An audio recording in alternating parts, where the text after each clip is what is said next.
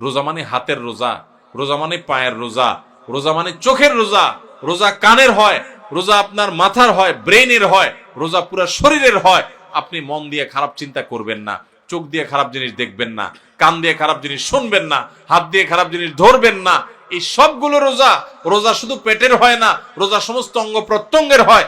যে ব্যক্তি শুধু পেটের রোজা রাখে সে উপোস থাকে, আর যে মাথা থেকে পাওয়া পর্যন্ত পুরো শরীরের রোজা রাখে, চোখের রোজা রাখে, চোখ দিয়ে খারাপ জিনিস দেখে না, হাতের রোজা রাখে, হাত দিয়ে খারাপ জিনিস ধরে না, মুখের রোজা রাখে, মুখ দিয়ে খারাপ জিনিস বলে না, খারাপ কথা বলে না, মিথ্যা কথা বলে না, হারাম উপার্জন করে না, পাও দিয়ে খারাপ পথে যায় না, মনে খারাপ চিন্তা করে না, কান দিয়া গান বাজনা শুনে না, হারাম কথা শুনে না। এই ব্যক্তি হলো আসল রোজাদার। এই ব্যক্তি শুধু পেটের রোজা রাখে নাই, সে মাথা থেকে পা পর্যন্ত পুরো শরীরের রোজা রাখছে। সৈয়দ আবুল হাসান আলী নদভী রহমতুল্লাহ আলাইহি রমজানের রোজা সম্পর্কে বোঝাতে গিয়ে অত্যন্ত চমৎকার একটি উপমা দিয়েছেন, উদাহরণ দিয়েছেন। তিনি বলেছেন, আমরা যে রমজানের রোজা রাখি, এই রোজা আমাদেরকে আরেকটা বড় রোজার কথা বলে। সেটা আবার কোনটা? সেটা হলো আমাদের গোটা জীবনটাই একটা রোজা। রমজানের রোজা এটা যেরকম একটা রোজা, আমাদের পুরো জীবনটাই একটা কি রোজা। কিভাবে? রমজানের রোজা শুরু হয়, প্রতিদিনের রোজাটা শুরু হয় কখন থেকে? সুবহে সাদিক হলে, ফজরের ওয়াক্ত শুরু হলে রোজা শুরু হয় না? আমাদের পুরো জীবনটাও একটা রোজা। আর সেই জীবনের রোজা শুরু হয় কখন? জীবনের রোজা শুরু হয় মানুষ যখন বালেগ হয়, প্রাপ্তবয়স্ক হয়।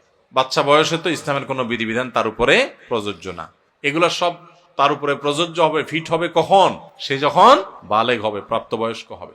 তো রমজানের রোজা এটা হলো ছোট রোজা, আয়তনে ছোট, আকারে ছোট।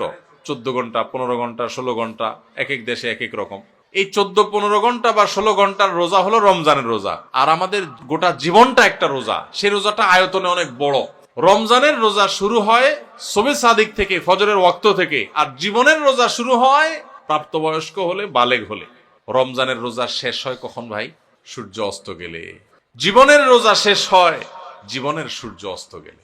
রমজানের রোজা রেখে যেরকম খাওয়া নিষেধ, পান করা নিষেধ, স্ত্রী সহবাস নিষেধ, যৌনাচার নিষেধ, খারাপ কাজ নিষেধ, গোটা জীবনের বালেগ হওয়া থেকে নিয়ে মরণ পর্যন্ত এই যে গোটা জীবনটা একটা রোজার মতো, এই গোটা জীবনেও কিন্তু চুরি করা নিষেধ, ডাকাতি করা নিষেধ, মদ খাওয়া নিষেধ, বিড়ি সিগারেট খাওয়া নিষেধ, গালিগালাজ করা নিষেধ, নামাজ ত্যাগ করা নিষেধ, চুরি করা নিষেধ, মানুষের হক নষ্ট করা নিষেধ, কারোর ক্ষতি করা নিষেধ। এরকম বহু বিষয় আমাদের জীবনে নিষেধ কি নিষেধ না?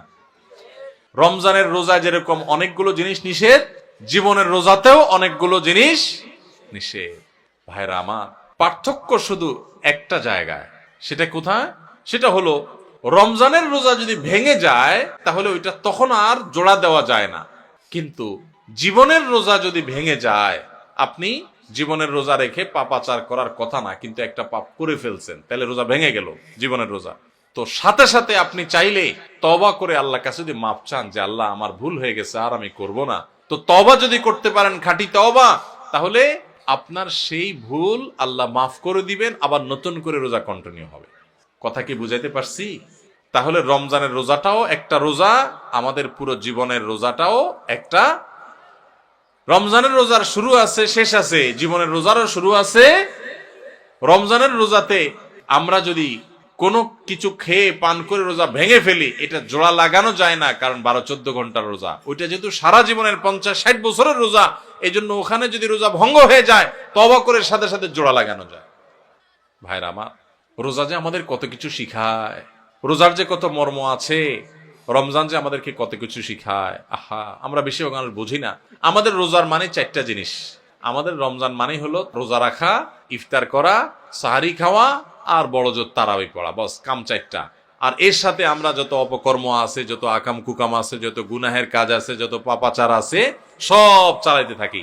রোজা মানে শুধুমাত্র পেটের রোজা না, রোজা মানে শুধু মুখের রোজা না, রোজা মানে 2 ঠোঁটের রোজা, রোজা মানে হাতের রোজা, রোজা মানে পায়ের রোজা, রোজা মানে চোখের রোজা, রোজা কানের হয়, রোজা আপনার মাথার হয়, ব্রেইনের হয়, রোজা পুরো শরীরের হয়।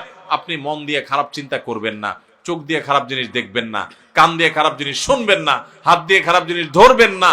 এই সবগুলো রোজা। রোজা শুধু পেটের হয় না, রোজা সমস্ত অঙ্গ প্রত্যঙ্গের হয়।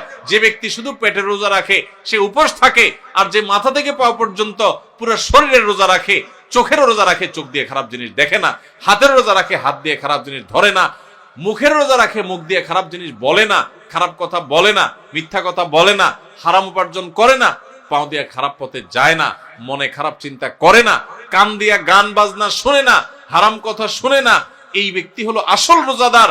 এই ব্যক্তি শুধু পেটের রোজা রাখে নাই, সে মাথা থেকে পা পর্যন্ত পুরো শরীরের রোজা রাখছে। চেষ্টা করবো আমরা ইনশাআল্লাহ। আপনি পাক্কা নিয়ত করেন যে আমার জান যাক জীবন যাক, আমি খারাপ পথে যাব না, আমি এই রমজান মাসটা ভালো পথে চলবো। যেই বন্ধুর কারণে খারাপ পথে যায় ওর সাথে কোনো যোগাযোগই করব না, ওর সাথে সম্পর্ক ছিন্ন করে ফেলবো আল্লাহর জন্য। কিয়ামতের ময়দানে আল্লাহর কাছে যে জান্নাত আশা করেন, কিসের বিনিময়ে ভাই? কোন মুখে জান্নাত চাইবেন? আল্লাহকে বলতে পারবেন, আল্লাহ আমার একটা বন্ধু ছিল, অনেক ভালোবাসতাম ওরে, ওরা ছাড়া আমার দিন চলতো না। আল্লাহ যেহেতু ওর মধ্যে বদভ্যাস আছে, ওর কাছে গেলে আমার মিথ্যা বলা হয়, ধূমপান করা হয়, মাদকের অভ্যাস হয়, খারাপ পথে চলে যায়, ও মানুষটা সুবিধার না, নামাজ পড়ে না, ওর কাছে গেলে আমার নামাজ পড়া হয় না, এই জন্য আমি ওরে ত্যাগ করছি, ওরে ব্লক মারছি, ওর থেকে দূরে সারছি, আমি একটা ভালো বন্ধু গ্রহণ করছি। আমার প্রাণের চাইতে প্রিয় বন্ধুটাকে আমি ছেড়ে দিছি, ত্যাগ করে দিছি, সম্পর্ক ছিন্ন করছি আল্লাহ তোমারে পাওয়ার জন্য, তোমারে খুশি করার জন্য। এই মুখ নিয়ে আল্লাহর কাছে গেলে কিয়ামতের ময়দানে জান্নাতটা চাইতে পারবেন, চাওয়ার মতো মুখ থাকবে। আল্লাহর জন্য যদি আপনি একটা খারাপ কাজও না ছাড়েন, একটা বদভ্যাসও না ছাড়েন, কোন মুখে আল্লাহর কাছে আপনি জান্নাত চাইবেন? আপনার সামনে 2 নম্বর পথে উপার্জন করার রাস্তা পাইছেন একটা, চিটারি করে মানুষে ফাঁকি ঝুঁকি দিয়ে ইনকাম করবেন, আপনি খারাপ কাজ করবেন, সুযোগ আছে সামনে, আপনি সেটা যদি করেন তাহলে আপনার জীবনের রোজা ভেঙে ফেললেন। আর যদি বলেন না আমি তো ওই যে জীবনের রোজা আছি, আল্লাহ যে নিষেধ করছে এগুলো করতে, এই জন্য আমি হারাম করব না, আমি যাব না অন্যায় পথে, তাহলে আপনি জীবনের রোজাটা রাখলেন। জীবনের রোজা ভাঙলে সেও একটু মজা পায়, একটু বিড়ি খায়, একটু মদ খায়, একটু হারাম খায়, একটু চুরি করে কামায়, একটু গালে দিয়া মনে জাল মিটায়, মানুষকে মাইরা মাস্তানি করে আপনার বাকাওয়াতি জাহির করে। এরকম জীবনের রোজা ভেঙে ফেললে, আল্লাহর আদেশ নিষেধগুলো ভেঙে ফেললে, হারাম কাজ করলে, অন্যায় কাজ করলে সাময়িকভাবে একটু মজা পায়, তৃপ্তি পায়, ওই যে ছেলেটা যেরকম পাইছে সেরকম। কিন্তু এই তৃপ্তিটাকে যদি জান্নাতে যে নেয়ামত পাওয়া যাবে জীবনের রোজা যদি রাখতে পারে, হারাম কাজ যদি ছাড়তে পারে, অন্যায় যদি না করে, আল্লাহর ভয় যদি অন্যায় থেকে বেঁচে থাকতে পারে, সেই ব্যক্তি আর আপনার রমজানের রোজা যেরকম সূর্য ডুবার পর পর শান্তি পাওয়া শুরু হয়, খাওয়া শুরু হয়, জীবনের সূর্য ডুবার পরে যে জান্নাতের নেয়ামত শুরু হবে, ওইটার তুলনায় দুনিয়াতে এসে দুনিয়ার জীবনের রোজা ভাঙলো, কিছু আপনার ভোগ উপভোগ করলো, কিছু সুখ শান্তি করলো, গাড়ি বাড়ি করলো, চুরি ডাকাতি করলো, দুর্নীতি করে সম্পদ করলো, সে কামাই করছে।